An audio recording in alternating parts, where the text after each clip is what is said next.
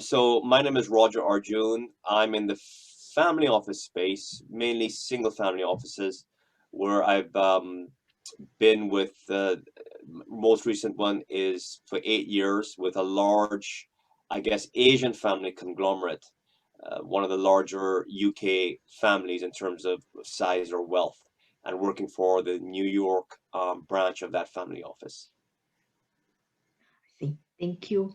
The next question is, what is your best and worst decision of 2020? Well, worst decision, I guess, would be not that I'm a timer of public markets, but in March, I guess it was the third week in March when obviously the coronavirus became known and markets started to go down. I was convinced that the S&P would drop. It would start with a one. It would go below 2000, and I was completely wrong. I think it bunks back up. The low was somewhere in the 2300, maybe 24. So I got that completely wrong. And I still think in some ways the markets are a little bit ahead of the real economy. Oh, I see. Thank you. I think you was the first person who started with the worst decision first and then Well, switched to the there best. weren't many good decisions I had in 2020, so I decided to pivot to exactly what stands out in my mind, at least for the worst decision. See, thank you.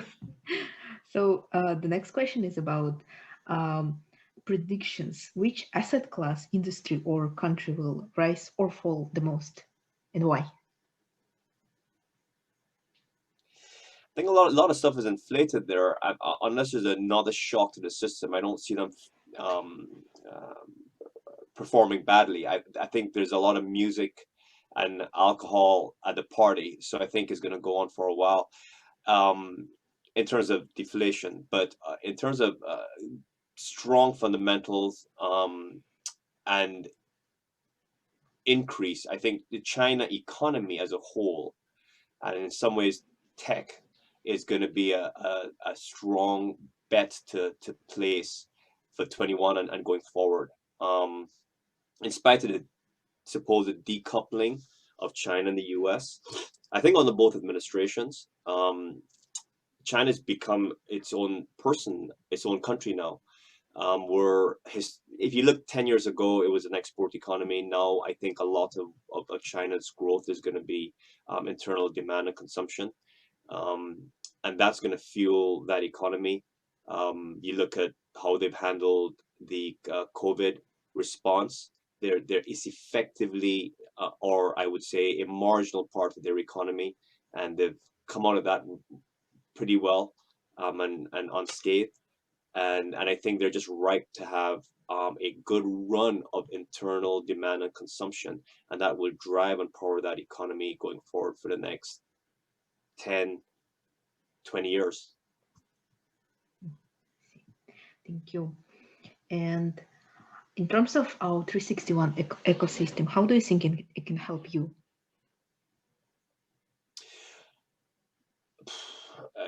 They've, I mean, first of all, the platform has been terrific.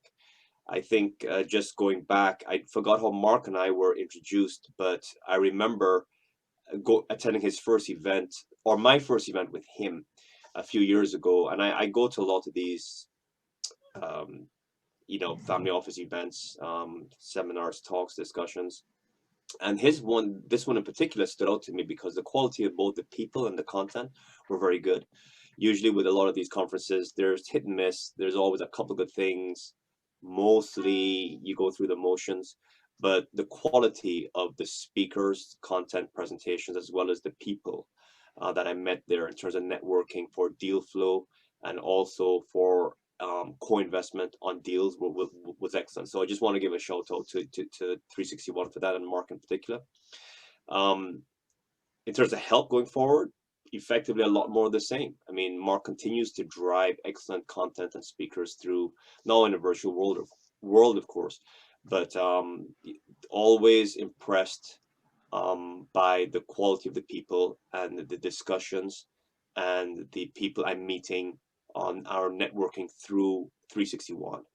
Ultimately, because I'm in the family office space, I look for two things in particular: good deals or deal flow, mainly on the private side. So I effectively am a private markets person, both direct and indirect.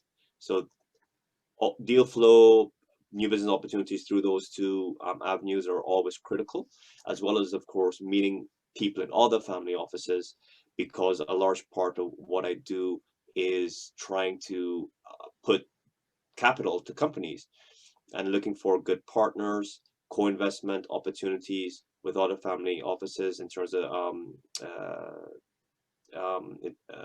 investing on club deals with other family offices are very important.